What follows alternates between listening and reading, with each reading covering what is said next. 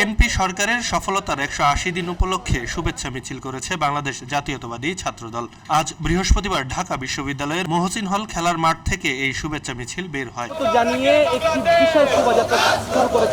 মিছিলের নেতৃত্ব দেন কেন্দ্রীয় ছাত্রদলের সাধারণ পদপ্রার্থী ও বর্তমান কমিটির প্রচার সম্পাদক শরীফ প্রধান শুভ।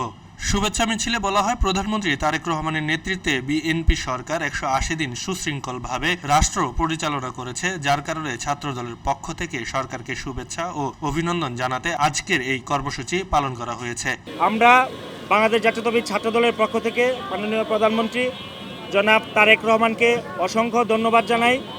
আপনারা দেখেছেন গতকাল একটি জরিপ প্রকাশিত হয়েছে, সেটি আজকে আমরা দেশের বিভিন্ন জাতীয় দৈনিকে সহ বিভিন্ন টেলিভিশন চ্যানেলে দেখেছি যে একটি জরিপ প্রকাশিত হয়েছে। সেখানে বাংলাদেশের ৫৪% জনগণ বিএনপি সরকারকে সমর্থন করেছে।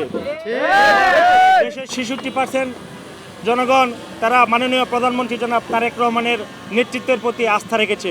জনগণের সরকারের যে ১৮০ দিন এই বইটি এটা বিএনপির কার্যালয় গণপ্রজাতন্ত্রী বাংলাদেশ সরকারের প্রধানমন্ত্রী কার্যালয় থেকে এটা প্রকাশিত হয়েছে। এদিকে ছাত্রদলের সাধারণ পদপ্রার্থী শরীফ প্রধান শুভর নেতৃত্বে শুভেচ্ছা মিছিলে অসংখ্য ছাত্রদলের নেতাকর্মীরা অংশগ্রহণ করেন এবং তারা সরকারকে শুভেচ্ছা জ্ঞাপন করেন।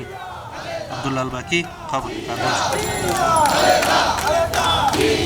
খবরের কাগজ, নিখাত, নির্ভীক, নিরপেক্ষ।